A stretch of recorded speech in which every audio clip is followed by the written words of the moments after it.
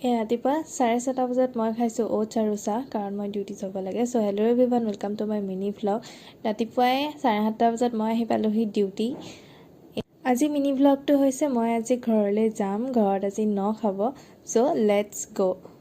এয়া মই ট্ৰেইনতে অহা যোৱা কৰোঁ, যেতিয়া ট্ৰেইনতে গৈছোঁ ঘৰলৈ। ট্ৰেইনত গ'লে যে এই বাহিৰলৈ মূৰটো উলিয়াই খিকিয়েদি এনেকৈ এই ভিউটো চাই মোৰ বহুত ভাল লাগে, কিন্তু এই যেতিয়া থেপাথেপি হয়, বহিবলৈ চিট নাথাকে, তেতিয়া মাথাটো বেয়া হৈ যায়।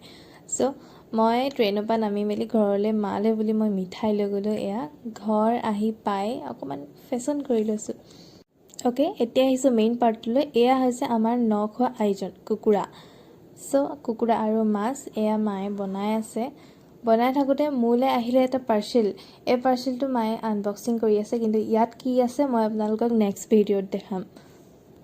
তাতে আমাৰ ঘৰত আকৌ ষ্টেণ্ডত ভাইটি দুটামান আছে। এইটো হৈছে মোৰ ভাইটি, মানে মেকুৰী পোৱালি। ই আকৌ ৰিলছ চাই থাকে, অকল শুই শুই ৰিলছ চাই। চ' এয়া আমাৰ ভাত ৰেডি হৈ গ'ল। এয়া আমি কলপাততে খাইছোঁ।